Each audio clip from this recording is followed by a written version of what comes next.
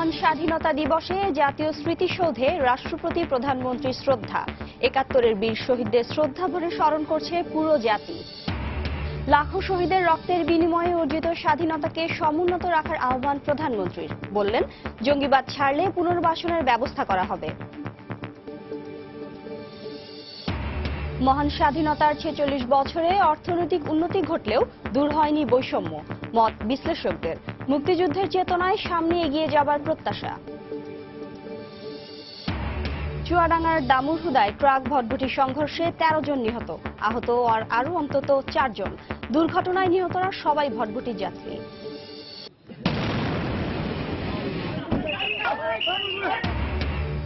সিলেটে জঙ্গি আস্তানা আতিয়া ভিলায় এখনো অভিযান চলছে।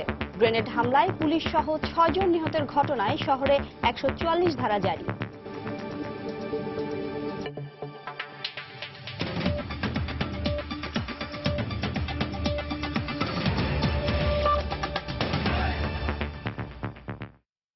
সময় সংবাদের সঙ্গে আছে আমি শিরিন আক্তার। গভীর শ্রদ্ধায় পুরো জাতি স্মরণ করছে স্বাধীনতার কাণ্ডারীদের। পালন করছে বাংলাদেশের ৪৭তম স্বাধীনতা দিবস। দিবসের শুরুতেই সাভারে জাতীয় স্মৃতিসৌধে ফুল দিয়ে শ্রদ্ধা জানান রাষ্ট্রপতি ও প্রধানমন্ত্রী। আওয়ামী লীগের পক্ষ থেকেও ফুল দেন দলীয় প্রধান শেখ হাসিনা। পরে আওয়ামী লীগ নেতারা অভিযোগ করে বলেন, সরকার হঠাতে বিএনপি জঙ্গিবাদে মদদ দিচ্ছে। সাম্প্রদায়িক অপশক্তি প্রতিহত করতে সবাইকে সোচ্চার হওয়ার আহ্বান জানান ওবায়দুল কাদের। দেবাশিস রায়ের রিপোর্ট। স্বাধীনতা দিবসের ভোরে রক্তিম সূর্য যখন তার কিরণ ছড়াতে শুরু করল নিত্য নিয়মে, তখন স্বাধীনতার ৪৭ বছরে প্রিয় মাতৃভূমি বাংলাদেশ। চিরকালের দাসত্ব ঘুচিয়ে যারা স্বাধীনতার অগ্নিমন্ত্রে দীক্ষিত হয়েছিল, লাল সবুজের সেই কারিগরদের জন্য অতল শ্রদ্ধা নিয়ে সৌধ প্রাঙ্গণের পানে লাখো জনতা। যাদের অপরিমেয় ত্যাগ আর রক্তের বিনিময়ে প্রতিষ্ঠা পেয়েছে এই বাংলা, শ্রদ্ধাবনত জাতির পক্ষে সেই শ্রেষ্ঠ সন্তানদের প্রতি শ্রদ্ধা জানিয়ে পুষ্পস্তবক অর্পণ করেন রাষ্ট্রপতি মোহাম্মদ আব্দুল হামিদ এবং প্রধানমন্ত্রী শেখ হাসিনা। দলের কেন্দ্রীয় নেতাদের নিয়েও শহীদ বেদিতে শ্রদ্ধা জানান আওয়ামী লীগ সভাপতি শেখ হাসিনা। এ সময় সাংবাদিকদের সঙ্গে কথা বলেন আওয়ামী লীগের সাধারণ সম্পাদক ওবায়দুল কাদের। অভিযোগ করেন, সরকার হঠাতে বিএনপি জঙ্গিবাদে মদদ যোগাচ্ছে। দেশের স্থিতি নষ্ট করতে আন্তর্জাতিক ষড়যন্ত্রের কথাও উল্লেখ করেন তিনি। এই অপশক্তির প্রধান পৃষ্ঠপোষক হচ্ছে বিএনপি। তারাই এই অপশক্তিকে মদদ দিচ্ছে এবং পৃষ্ঠপোষকতা করছে। তা না হলে তারা এতটা আশকারা পাওয়ার কথা ছিল না। ৪৬ বছর আগে আজকের এই দিনে রক্তে ভেজা মাটি আর ধ্বংসস্তূপ থেকে সম্মিলিত প্রয়াসে একাত্ম হয়েছিল স্বাধীনতাকামী লাখো প্রাণ। আজও বাঙালি একাত্ম, প্রগতি আর সমৃদ্ধির প্রশ্নে। স্বাধীনতার ৪ দশকে বাংলাদেশ যেমন রাজনৈতিক অস্থিতিশীলতা আর দোলাচলে ভুগেছে, ঠিক তেমনি অগ্রগতির পথেও হেঁটেছে বেশ কিছুটা পথ। ৭১-এর পরাজিত শক্তি নিশ্চিহ্ন করে ফেলতে চাইছিল শহীদদের স্মৃতিচিহ্ন, অস্বীকার করেছিল ত্যাগের রক্তবন্যা। তবুও বাংলাদেশ ঘুরে দাঁড়ায়, বিশ্ববিবেকের কাছে দাবি তোলে ৭১-এ গণহত্যার আন্তর্জাতিক স্বীকৃতি। শ্রদ্ধা জানাতে আসা উত্তরসূরিরা বলছেন, মুক্তিযুদ্ধের চেতনায় সব অপশক্তিকে পেছনে ফেলে ঐক্যবদ্ধতা আর প্রগতিশীলতার বাংলাদেশ পৌঁছে যাবে বহুদূর। এরপর সকালে ধানমন্ডি ৩২-এ জাতির পিতার স্মৃতি ঘেরা বাসভবনের সামনে বঙ্গবন্ধু শেখ মুজিবুর রহমানের প্রতিকৃতিতে শ্রদ্ধা নিবেদন করেন প্রধানমন্ত্রী শেখ হাসিনা। এ সময় জাতীয় সংসদের স্পিকার ও ডেপুটি স্পিকারের পাশাপাশি উপস্থিত ছিলেন দলের জ্যেষ্ঠ নেতৃবৃন্দ। দেবাশিস রায়, সময় সংবাদ, ঢাকা। স্বাধীনতা দিবসে মুক্তিযুদ্ধের বীর শহীদদের প্রতি শ্রদ্ধা জানাতে জাতীয় স্মৃতিসৌধে সব শ্রেণী পেশার মানুষের ঢল নেমেছে। এই মুহূর্তে সেখানে আছেন রিপোর্টার পারমিতা হিম ও তরিকুল ইসলাম সৌরভ। সরাসরি চলে যাচ্ছি তাদের কাছে।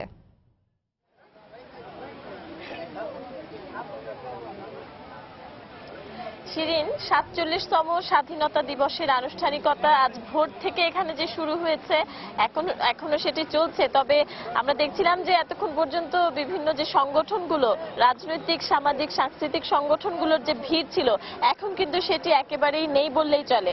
এখন আমরা যেটি দেখতে পাচ্ছি, এখন যাদের ভিড় আছে তাদের অধিকাংশই সাধারণ মানুষ এবং এই সাভার স্মৃতিসৌধ এলাকার আশেপাশ থেকে তো বটেই, রাজধানী থেকেও অনেকে এখানে এসেছেন পরিবার পরিজন নিয়ে। এবং মুক্তিযুদ্ধের চেতনার সঙ্গে স্বাধীনতা দিবসের আজকের দিনটির সঙ্গে পরবর্তী প্রজন্মের পরিচয় ঘটিয়ে দেবার জন্য আমরা দেখছি যে শিশু কিশোরদের নিয়ে পরিবারের সদস্যরা এসেছেন। আজকের দিনটি যেহেতু ছুটির দিন, আর সেই সঙ্গে আমাদের স্বাধীনতা দিবস একটি অন্যরকম আমেজ যোগ করেছে। পরিবারগুলো চাইছে তাদের সন্তানদেরকে, তাদের পরবর্তী প্রজন্মকে আমাদের দেশের ইতিহাস এবং ঐতিহ্যের সঙ্গে পরিচয় করিয়ে দিতে।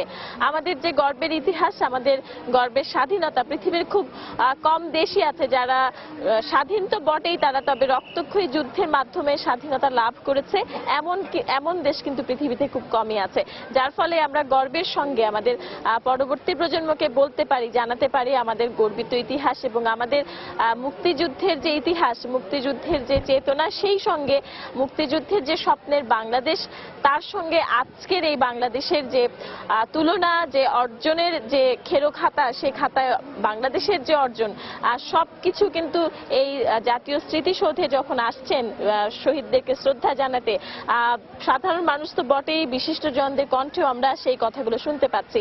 সকাল থেকেই অনেক মুক্তিযোদ্ধারা এসেছেন এখানে শ্রদ্ধা জানাতে এবং আজকের দিনটি তারা স্মরণ করছেন। 1971 সালের আজকের দিনে কি হয়েছিল তারা বারবার বলছেন। সেই সঙ্গে বলছেন যে সাম্প্রতিক যে ঘটনাবলীর মাঝখানে বাংলাদেশ দাঁড়িয়ে আছে, আন্তর্জাতিক প্রেক্ষাপট তো বটেই, পুরো পৃথিবীতেই কিন্তু এখন সন্ত্রাসবাদ বা জঙ্গিবাদের একটি উত্থান ঘটেছে এবং আমরা দেখতে পাচ্ছি আমাদের দেশেও যে নানা ধরনের ইস্যু তৈরি হয়েছে সেটিকে ঘিরে। এবং আজকে পর্যন্ত আমরা দেখতে পাচ্ছি যে জঙ্গিবাদ বা সন্ত্রাসবাদের যে একটা আমরা দেখতে পাচ্ছি বিভিন্ন ধরনের ঘটনা ঘটছে বাংলাদেশের নানা জায়গায়, সেটিও কিন্তু বাংলাদেশের এখানে যারা আসছেন বলছেন, বাংলাদেশে এই কথাটি বলছেন যে 47 বছরে এসে আসলে 1971 সালে কখনোই এটা স্বপ্নেও ভাবা যায়নি যে বাংলাদেশ কখনো এই পথে হাঁটতে পারে বা এরকম ষড়যন্ত্রের শিকার হতে পারে। আপনি যে কথা বলছিলেন যে বাংলাদেশ, বাঙালি কিন্তু ষড়যন্ত্র জাল বুনেছে বাংলাদেশের বিরুদ্ধে, কিন্তু সেটির বিরুদ্ধে কিন্তু বাঙালি বারে বারে কিন্তু যুদ্ধ করেছে, বারে বারে সংগ্রাম করেছে। সেটি কিন্তু স্মরণীয় আজকের দিনে। আজকে যখন এই কথাগুলো বলা হচ্ছে যে এখানে সাধারণ লোকের সংখ্যা কম, কিন্তু মানুষ তো ঘুরে দাঁড়ায়। মানুষ কিন্তু মুক্তি সংগ্রামের যে চেতনা, সেটি কিন্তু প্রবলভাবে হৃদয় ধারণ করে এবং একসময় ঠিকই সে ঘুরে দাঁড়াবে। এবং 71-এর স্বাধীনতাটা আমাদের জন্য যেমনিভাবে আনন্দের, তেমনিভাবে বেদনারও। আনন্দ এই কারণেই যে এটি আমরা হাজার বছর ধরে যে স্বাধীনতা, কাঙ্ক্ষিত স্বাধীনতা, সেটা আমরা পেয়েছিলাম এই দিনে।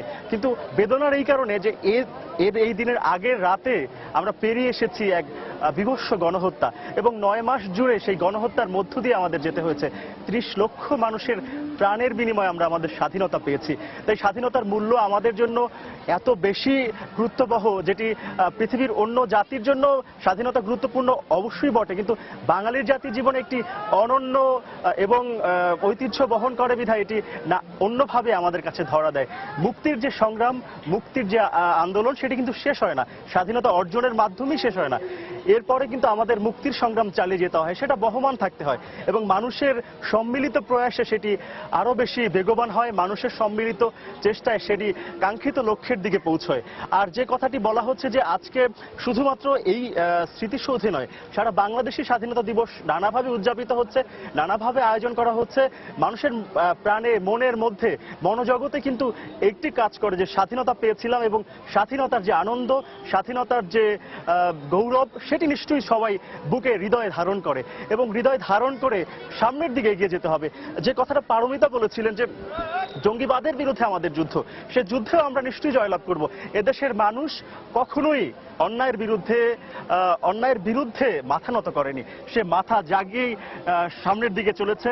স্বাধীনতা আমাদের সমুন্নত থাকবে হাজার বছর ধরে। যে স্বাধীনতা 46 বছর আগে আমরা পেয়েছিলাম, সেটি হাজার বছর ধরে বহমান থাকবে। এই ছিল শিরিন এখানকার সর্বশেষ খবরাখবর। দর্শক, মহান স্বাধীনতা দিবসে মুক্তিযুদ্ধের বীর শহীদদের প্রতি শ্রদ্ধা জানাতে জাতীয় স্মৃতিসৌধে সব শ্রেণী পেশার মানুষের ঢল নেমেছে। সেখান থেকে আমাদের সাথে যোগ দিয়েছিলেন পারমিতা হিম ও তরিকুল ইসলাম সৌরভ। আত্মহনন ও জঙ্গিবাদের পথ ছেড়ে স্বাভাবিক জীবনে ফিরে এলে সরকার পুনর্বাসনের ব্যবস্থা করবে বলে জানিয়েছেন প্রধানমন্ত্রী শেখ হাসিনা। সকালে স্বাধীনতা দিবস উপলক্ষে বঙ্গবন্ধু জাতীয় স্টেডিয়ামে শিশু কিশোর সমাবেশে বক্তব্যে একথা বলেন তিনি। মুক্তিযুদ্ধের চেতনায় সবাইকে ঐক্যবদ্ধভাবে দেশ গড়ে তুলতে কাজ করার আহ্বান জানান প্রধানমন্ত্রী। ফেরদৌস লিপির রিপোর্ট। ২৬ মার্চ বাঙালির গৌরবদীপ্ত মহান স্বাধীনতার দিন। মহান এই দিবসে বঙ্গবন্ধু জাতীয় স্টেডিয়ামে শিশু কিশোর সমাবেশে যোগ দেন প্রধানমন্ত্রী শেখ হাসিনা। উত্তোলন করেন জাতীয় পতাকা, পরে বেলুন ও পায়রা উড়িয়ে সমাবেশের উদ্বোধন করেন।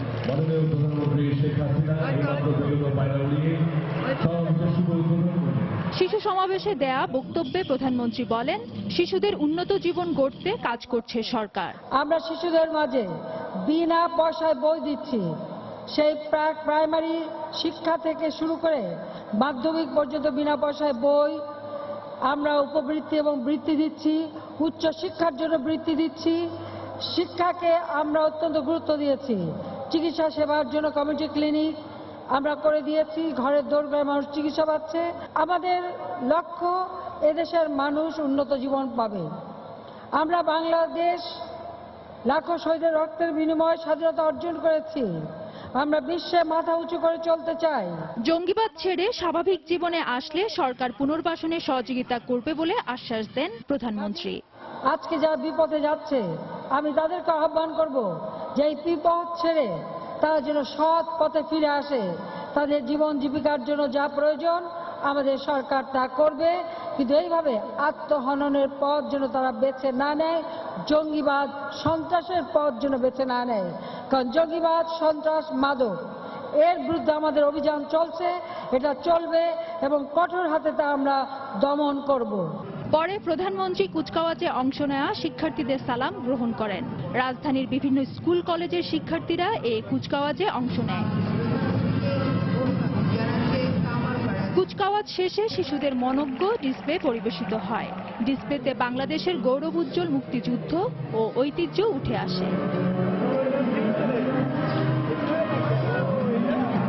1971 সালে এই দিনে সূচনা হয়েছিল বাঙালির সশস্ত্র মুক্তিযুদ্ধ। দীর্ঘ 9 মাস সশস্ত্র মুক্তিযুদ্ধের মধ্য দিয়ে অর্জিত হয় মহান স্বাধীনতা। তাই নতুন প্রজন্মের দায়িত্ব এই স্বাধীনতার মর্যাদা রক্ষা করা। ফেরদৌস লিপি, সময় সংবাদ, ঢাকা।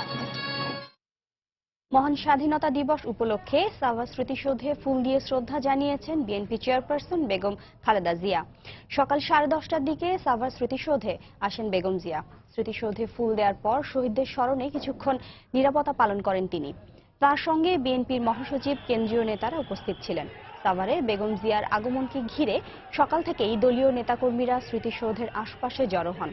শ্রদ্ধা নিবেদন শেষে বিএনপির মহাসচিব মির্জা ফখরুল ইসলাম আলমগীর বলেন, যে চেতনা নিয়ে বাংলাদেশের মানুষ স্বাধীনতা এনে দিয়েছিল, বর্তমান সরকার গণতন্ত্র কেড়ে নিয়ে তা লুণ্ঠন করছে।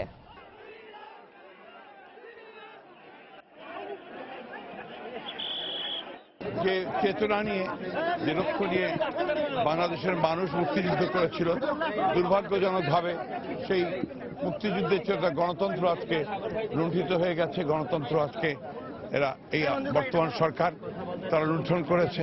মানুষের মৌলিক অধিকার, গণতান্ত্রিক অধিকার, ভোটের অধিকার কেড়ে নিয়েছে। আজকের এই দিনে তাই নতুন করে আমাদেরকে শপথ নিতে হবে একটি সত্যিকার অর্থেই একটা আধুনিক বাংলাদেশ, একটা শান্তিপূর্ণ বাংলাদেশ, মুক্ত বাংলাদেশ এবং গণতান্ত্রিক বাংলাদেশ নির্মাণ করার জন্য আমাদেরকে কাজ করতে হবে। সময় সংবাদে আরো থাকছে।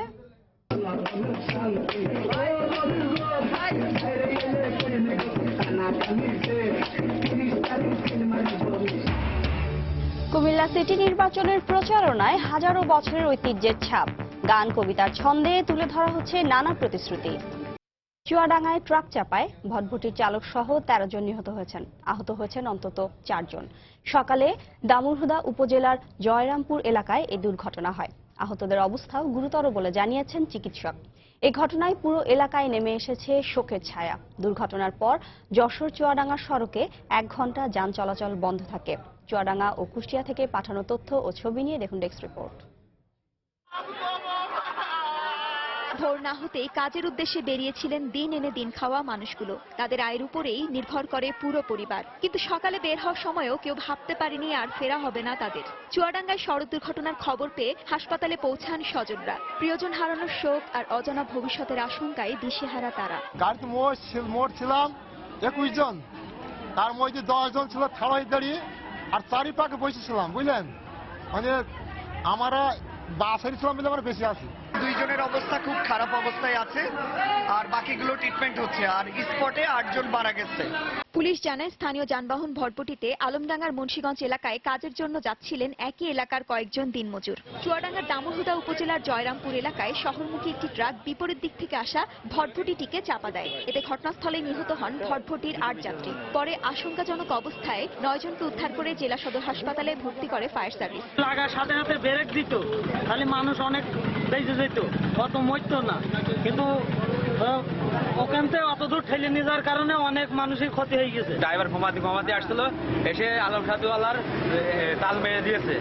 তাল মেরে দেওয়ার পর আমরা আমাদের হোটেল আছে ওই জায়গায়, হোটেলের সামনে আমরা সব দৃশ্যগুলো দেখছি। গাড়ি আটক রাখছি, গাড়ি আটক আছে, আমাদের নিয়ন্ত্রণে আছে। আর সর্বোপরি মূলে কি কারণ ছিল, অ্যাক্সিডেন্টের মূলে কি কারণ ছিল সেটা তদন্তের পরে বোঝা যাবে। নিহতদের সবার বাড়ি দামুরহুদার বড় বলদিয়া গ্রামে বলে নিশ্চিত করেছে পুলিশ। এই ঘটনায় ঘাতক ট্রাকটি জব্দ করা হলেও চালক পলাতক রয়েছে।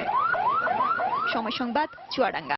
জঙ্গি আস্তানা আতিয়া ভিলায় 24 ঘন্টারও বেশি সময় ধরে চলছে সেনাবাহিনীর অপারেশন টুয়াইলাইট। থেমে থেমে চলা গুলির শব্দে আতঙ্ক বিরাজ করছে পুরো শিববাড়ি এলাকায়। গতকাল সন্ধ্যায় সেনাবাহিনীর পক্ষ থেকে সংবাদ সম্মেলনের পর রাতভর আতিয়া ভিলার চারদিক ঘিরে রাখে কমান্ডোরা। ভোরে আবারও সাজোয়া যান নিয়ে বাড়িটির ভেতরে প্রবেশ করতে দেখা যায় তাদের। অভিযান শেষ না হওয়ায় এখনও বাড়িটিকে ঘিরে অবস্থান রয়েছে সেনাবাহিনীর প্যারা কমান্ডো সদস্যদের। বাড়িটির ভেতরে জঙ্গিদের অবস্থান নিশ্চিত হলেও এখনও জঙ্গিদের সংখ্যা জানা যায়নি। জঙ্গি আস্তানার সন্দেহে আতিয়া ভিলা ঘিরে বৃহস্পতিবার অবস্থান নিলেও শুক্রবার ভোরে অভিযানে নামে আইন শৃঙ্খলা রক্ষা বাহিনী। পরে গতকাল সকালে সেনাবাহিনীর 17 পদাতিক ডিভিশনের জিওসি মেজর জেনারেল আনোয়ারুল মোমেনের নেতৃত্বে শুরু হয় অপারেশন টুয়াইলাইট। এই অভিযানে 2টি বাড়ি থেকে 78 জনকে নিরাপদে সরিয়ে নেওয়া হয়। যারা দেশকে জঙ্গি রাষ্ট্র বানানোর পায়তারা করছে তাদের বিরুদ্ধে সবাইকে সোচ্চার হওয়ার আহ্বান জানিয়েছেন খাদ্যমন্ত্রী অ্যাডভোকেট কামরুল ইসলাম।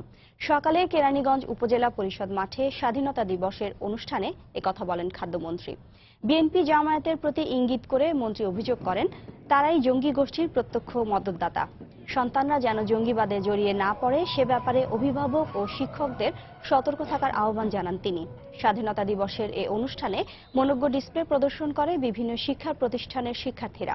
অনুষ্ঠানে উপজেলা পরিষদের চেয়ারম্যান, স্থানীয় মুক্তিযোদ্ধা ও আওয়ামী লীগ নেতাকর্মীরা উপস্থিত ছিলেন।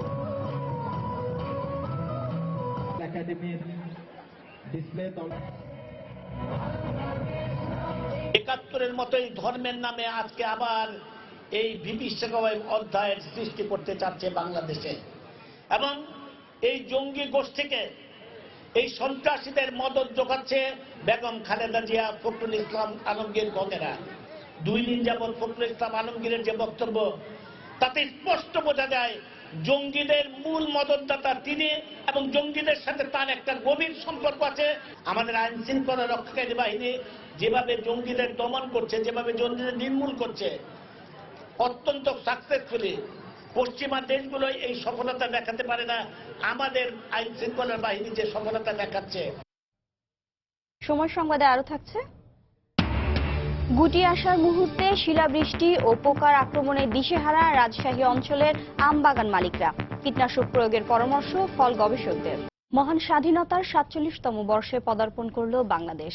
বহু বছরের পরাধীনতার গ্লানি আর শেকড় ভাঙার এই দিনটি বাঙালির জাতীয় জীবনে গভীর তাৎপর্যপূর্ণ।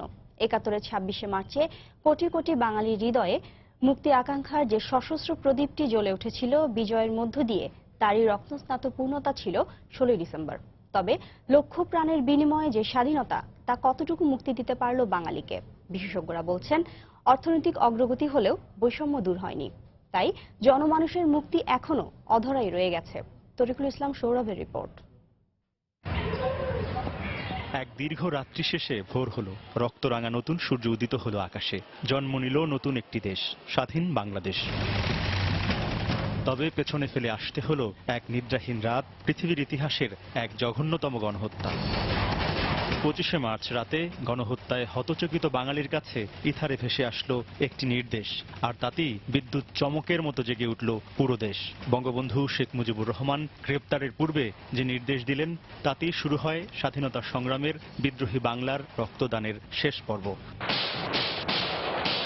এরপর 9 মাসের রক্তক্ষয়ী সংগ্রাম, প্রাণপণ লড়াই, অবশেষে হাজার বছরের কাঙ্ক্ষিত স্বাধীনতা অর্জন। এরপর পেরিয়েছে 4.5 দশকেরও বেশি সময়। তবে সমাজ এবং রাষ্ট্র কাঠামোয় কতটুকু পরিবর্তন আসলো, মুক্তিযুদ্ধের আকাঙ্ক্ষা কতটুকুই বা অর্জিত হলো? অর্থনৈতিক অগ্রগতি হয়েছে, দারিদ্র্যকে আমরা অনেকটা পিছনে ফেলে আসতে পেরেছি, কিন্তু অসাম্যের জায়গাটা এবং মূল্যবোধ সমৃদ্ধ প্রাতিষ্ঠানিক এবং সামাজিক সংস্কৃতির জায়গাতে আসলে আমরা ওইভাবে আগাতে পারি নাই। প্রধান রাজনৈতিক দলগুলো এখনো সিদ্ধান্ত নিতে পারলো না কিভাবে তারা নির্বাচন করলে আমরা কি করে বলতে পারি কোনো অর্জন হয়েছে রাজনীতির ক্ষেত্রে। রাজনীতির ক্ষেত্রে অর্জন খুবই সামান্য। বিশেষজ্ঞরা বলছেন, বাংলাদেশ এখন মুক্তিযুদ্ধের মূল ধারায় ফিরে এসেছে। এটি নতুন করে আশার সঞ্চার করছে। মুক্তিযুদ্ধের পথ থেকে পিছু হটে উল্টো পথে যে যাত্রা আমাদের শুরু হয়েছিল, সেটাকে ঠেকানো গেছে এবং আমরা মুক্তিযুদ্ধের পথে আবার প্রত্যাবর্তন করতে পেরেছি। সকলের সম্মিলিত প্রয়াসে পূর্ণতা পেতে পারে সুখী সমৃদ্ধ বাংলাদেশ। ব্যাপক এবং গভীর অর্থে মুক্তি সংগ্রামের কোনো শেষ নেই। তাই প্রতি বছর স্বাধীনতা দিবস আসে আর আমাদের মুক্তির চেতনার নবায়ন ঘটে। আর এই চেতনার উপর ভর করেই এগিয়ে যাবে আগামীর বাংলাদেশ, এমনটাই প্রত্যাশা সকলের। তরিকুল ইসলাম সৌরভ, সময় সংবাদ, ঢাকা। শিক্ষা, সাহিত্য আর হাজার বছরের সংস্কৃতির শহর কুমিল্লা, যার ছাপ পড়েছে কুমিল্লা সিটি কর্পোরেশন নির্বাচনের প্রচার প্রচারণায়ও। সরাসরি বাদ্যযন্ত্রের তালে তালে গানের সুর ও কবিতার ছন্দে নগরীর পাড়া মহল্লা মুখর রেখেছে প্রচারণায় অংশগ্রহণকারীরা। সংস্কৃতি কর্মীরা বলছেন, গান ও কবিতার মাধ্যমে নির্বাচনী প্রচারণা কুমিল্লার অনেক পুরনো ঐতিহ্য। কুমিল্লা থেকে বাহার রায়হানকে সঙ্গে নিয়ে মাহমুদ রাকিবের রিপোর্ট। ছবি তুলেছেন বাবুল হোসেন। হাতে বাদ্য আর মুখে নানা ঢং ও সুরের গান, দুপুর, বিকেল কিংবা রাত, বিরামহীন এমন ব্যতিক্রমী প্রচারণায় মুখর এখন কুমিল্লার অলিগলি। অন্যান্য এলাকার নির্বাচনী প্রচারণায় সাধারণত রেকর্ড করা গানে মাইকিং শোনা গেলেও কুমিল্লা সিটি নির্বাচন তার ব্যতিক্রম। শিক্ষা সংস্কৃতির এ শহরে শেষ মুহূর্তে এমন রং বেরঙের পোশাক পরে সরাসরি গানের মাধ্যমে ভোটারদের কাছে ভোট চাইছেন মেয়র ও কাউন্সিলর প্রার্থীদের প্রতিনিধিরা। ভিন্ন ধরনের এমন প্রচারণায় থাকা বাদকরা জানিয়েছেন, অল্প সময়ে ভোটারদের দৃষ্টি আকর্ষণ করতেই ব্যতিক্রমী এই আয়োজন। আকর্ষণ করার জন্য, মানুষকে মজা দেওয়ার জন্য, নিজে মজা পাওয়ার জন্য এই করাগুলো আমাদের একটু ভিন্ন। আমরা গানের মাধ্যমে করতেছি ভোটারদের দৃষ্টি আকর্ষণ করার জন্য, যাতে আমাদের কুমড়া মার্কে একটা ভোট দেয়। শিল্পীরা থেকে গান আমরা বানাইয়া মানে একটু কণ্ঠের সাথে মিলে আমরা এই করতেছি আর কি। গানের পাশাপাশি অনেকে আবার শত বছরের কুমিল্লার ঐতিহ্যের সাথে মিল রেখে কবিতার ছন্দ প্রার্থীদের হয়ে ভোট চাইছেন ভোটারদের কাছে। আমরা তো গানে গানেও প্রচার করি, আবার ছন্দ ছন্দ করি আর কি। কুমিল্লার কিছু ছন্দ আছে, কুমিল্লার পাশে ঘুমুতিয়া এবার সিল মারিব ধানের শীষ চাইয়া, কুমিল্লার বিখ্যাত রসমালাই এবার সিল মারিব ধানের শীষ চাই। গানে গানে বলতে ইলেকশনের ভোট চাইতেছি, ইলেকশনের মা বোনকে সালাম দিতেছি। এই যে আমগর মতো তার কেউ করতে পারে না, তারা এক একজন এক এক সিস্টেমের প্রচার দেয়, তাই আমাকে অন্য সিস্টেম। সংস্কৃতি কর্মীরা জানিয়েছেন, বহু বছর ধরে এইভাবে গানে গানে নির্বাচনী প্রচারণা চালানো হয় শচীন দেব বর্মন ও ওস্তাদ আলাউদ্দিন খানের শহর কুমিল্লাতে, যা এখানকার ঐতিহ্যের সাথে মিশে আছে। প্রাচীন শহর কুমিল্লা যে ঐতিহ্যবাহী সাংস্কৃতিক শহর, সেটারই প্রতিফলন করছে এই নির্বাচন প্রচার মাধ্যমে, যার কারণে বিভিন্ন সঙ্গীত দিয়ে, বিভিন্ন ধরনের গান দিয়ে তারা প্রচারে নেমেছে।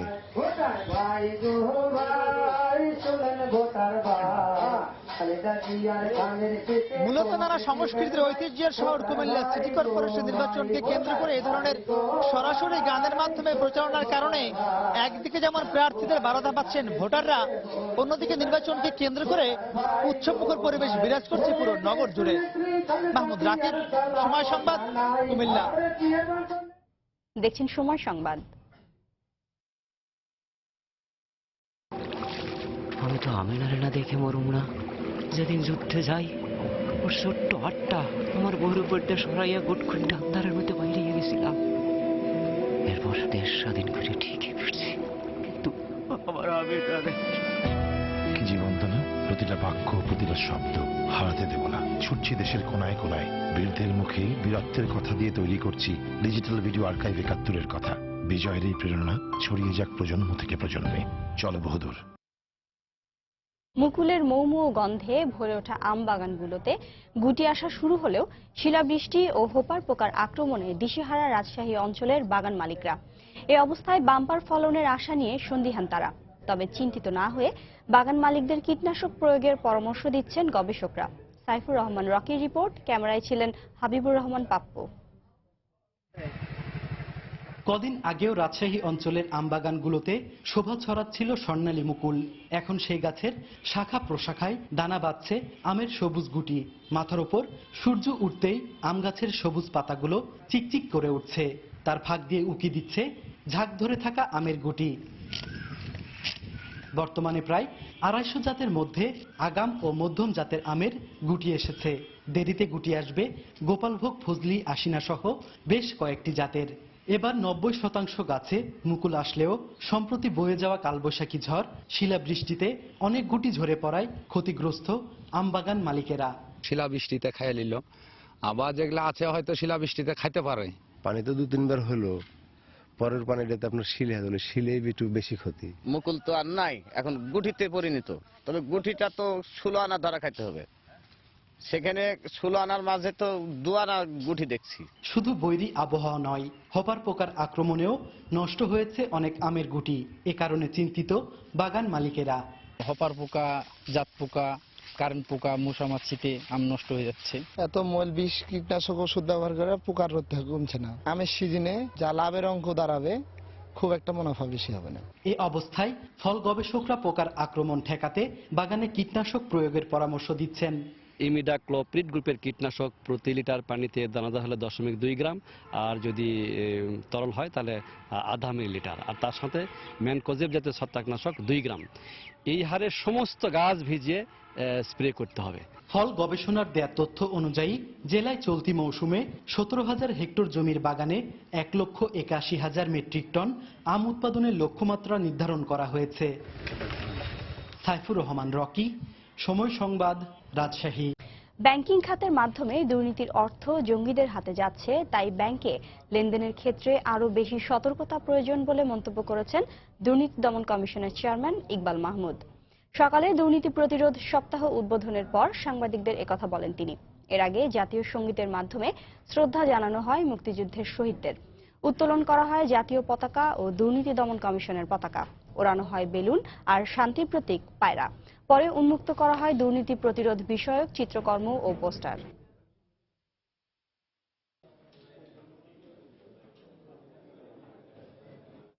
এ পর্যায়ে শীর্ষ সংবাদ জানিয়ে দিচ্ছি আরো একবার।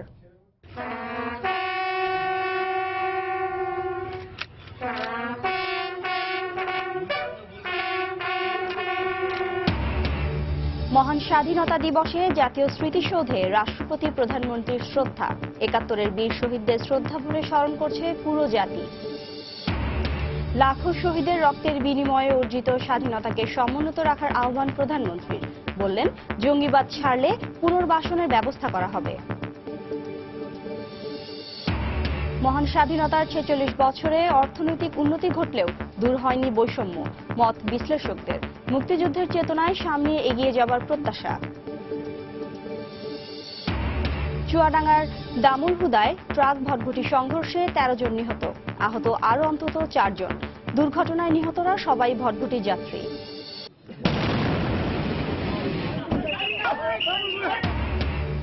সিলেটে জঙ্গি আস্তানা আতিয়া ভিলায় এখনো অভিযান চলছে। গ্রেনেড হামলায় পুলিশ সহ 6 জন নিহতের ঘটনায় শহরে 144 ধারা জারি। এই ছিল এখনকার মতো। যে কোনো খবর পেতে ভিজিট করুন সময়.নিউজ.টিভি। যে কোনো বাংলা লিংক ও রবি নম্বর থেকে সময় সংবাদের খবর, অনুষ্ঠান সম্পর্কে জানতে এবং যে কোনো তথ্য সময় সংবাদকে জানাতে ডায়াল করুন 16242 নম্বরে। এছাড়া এই মাত্র পাওয়া খবর মোবাইলে পেতে SMS করুন *বিএন লিখে পাঠিয়ে দিন 16242 নম্বরে। সঙ্গেই থাকুন সময়।